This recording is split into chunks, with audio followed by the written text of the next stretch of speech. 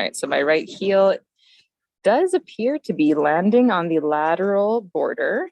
And that's not surprising because I can't evert that rear foot if I tried.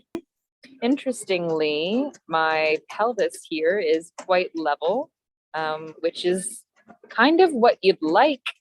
However, in this particular phase, right heel strike, we would like to see my spine not being perfectly straight up and down. What we'd like to see in a right heel strike is my pelvis shifting over towards my right foot and the spine actually side bending away to counterbalance the mass of the pelvis traveling over to the right foot. And that's not happening, which might indicate that I'm unable to laterally flex my spine to the left. Anyway, let's move on to what my right foot will do next, which is where we should see it pronate. What do you think the chances are of that, Ricardo? Very slim. Ricardo says very slim. And yep, look at that. There's no way in the first minute. So that is looking like I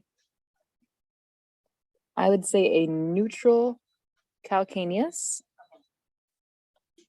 meaning that it's neither tipped in nor tipped out. It doesn't look like my arch has lowered. These are things we're looking for in a pronation, just very generally, as we want to see the arch lowering. And let's just watch this a little bit more of a close-up view. So you can see I'm on the lateral border of my calcaneus here in heel strike. It should change and go onto the inside. Does it do that? No. So that's a pretty shite pronation, I would say, where you can see there's this big, like, what's the word? Protrusion. It looks like a curvier side of my hip there. So if you were to extrapolate the position of my femur from that, you could say it would look like my femur is angled inwards like this. But yeah, my pelvis doesn't want to sit on top of it. So it's like I have a femur that's positioned in an adduction, but my pelvis is shifted to the left. And if we compare that to my left side mid stance, you can see my femur itself, like this kind of protrusion on the lateral hip area, it's flatter. My femur looks more straight up and down, and my pelvis looks like it's shifted onto it. So I'm not saying that's cause or effect or in any way significant, but it does look like just a bit more of a tidier kind of alignment of the pelvis and the leg here. Also that look of my thoracic spine being more rotated, or who knows, it's thoracic or lower spine.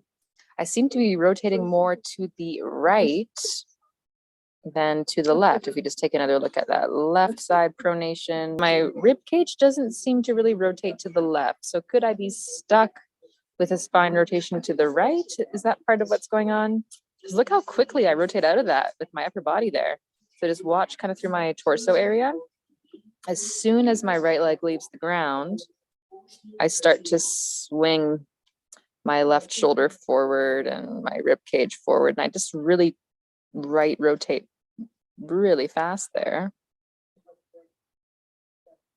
What we'd like to see here in a right heel strike is a bit of a flexion and posterior tilt in my pelvis, or my spine and pelvis. My spine still looks a little extended there. At least I look happy. Yeah, my spine doesn't really seem to flex. Like we'd like to see a little bit more probably flexion from me. And it does kind of look like my shoulders are leaning backwards a bit. Okay, let's see what happens. Does my right foot pronate? We're looking for the moment when my toes are on the ground. So right about there. Well, that's a kind of an interesting position to be in. So my foot, the arch does not look like it changes height.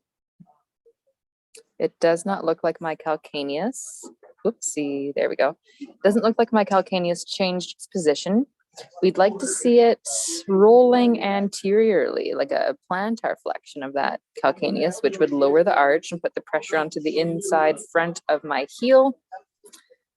Nothing really happening. Now, if we look at my back leg, so ideally, in theory, according to our, why can't I zoom out? Come on, screen. There we go. We'd like to see this back leg more like this, more extended, straight knee. My back leg, that hip does not look like it's extending at all. My knee is super flexed. I already knew my hips couldn't extend, but this is a very revealing photo of a person with no hip extension whatsoever. So that's interesting. I wonder if that's the same on the other side. Let's see what happens as we go into a pronating foot on the left. When my left big toe is finally down on the ground, right about there. So again, my right hip looks even less extended. Look at that. So I'm just looking at the angle of the front of my hip here. And it does not even look like it is neutral. It looks like my my hip is still flexed actually. So I do not extend either hip. No wonder I walk so slowly.